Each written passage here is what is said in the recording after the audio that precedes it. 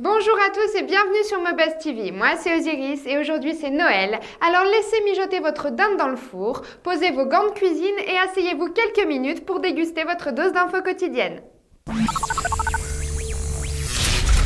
Commençons par un fait divers qui a eu lieu au Brésil et qui aurait pu coûter la vie au Père Noël local.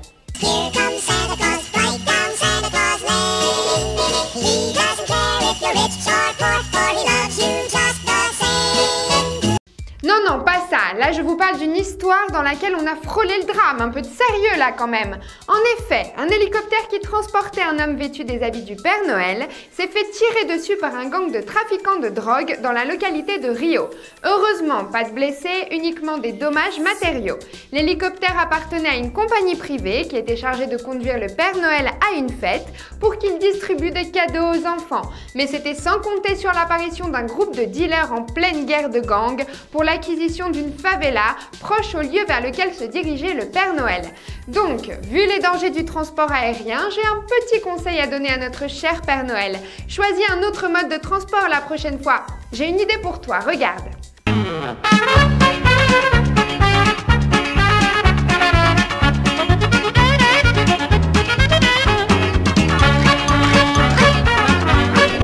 Et si la plupart des gens fêtent Noël une fois par an par pure tradition, il y en a qui sont tellement fans que pour eux, Noël c'est toute l'année. C'est le cas de Andy Park, alias Mr. Christmas, un électricien anglais de 45 ans qui fête Noël tous les jours depuis 13 ans, ce qui suppose 4380 dindes dévorées à raison d'une dinde par jour, 87 600 tartelettes de Noël, à savoir 20 par jour, 2190 pintes de jus de viande, 26 280 pommes de terre rôties, 30 660 farces et 4 380 bouteilles de champagne et 5 000 de vin et j'en passe. Eh bien là n'est pas tout, et comme il ne pouvait en être autrement, comme tout Samaritain qui se respecte, Mr. Park est un fervent admirateur du discours de Noël de la Reine d'Angleterre qu'il voit chaque 24 décembre au soir depuis son super siège à 900 livres expressément achetés pour l'occasion.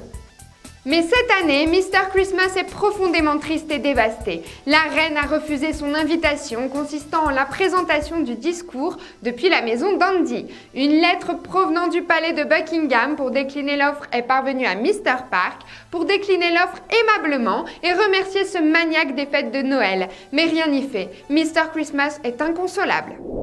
Chers amis Jix, ce soir c'est le dîner en famille. Alors si vous voulez décorer votre cuisine, voire sortir dans la rue pour balancer des boules de neige à la tronche de vos cousins et cousines, voici quelques petites idées pour vous. Si vous avez la chance de devoir vous munir de moon boots pour sortir chercher le pain et que les trottoirs de votre rue sont totalement enneigés, rien de mieux qu'une bonne bataille de boules de neige en attendant les cadeaux. Mais voilà, je vous comprends, les mains gelées c'est pas forcément ce qu'il y a de mieux. Heureusement, il existe une solution.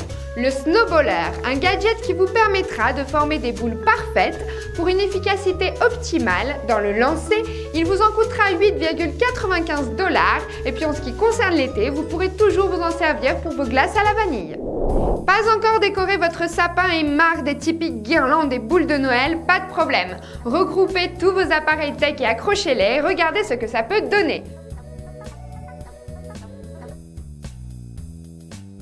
Pas convaincu? Eh bien tenez cette super couronne LED munie de 6 ampoules et d'un port USB pour illuminer votre bureau, que ce soit chez vous ou au taf.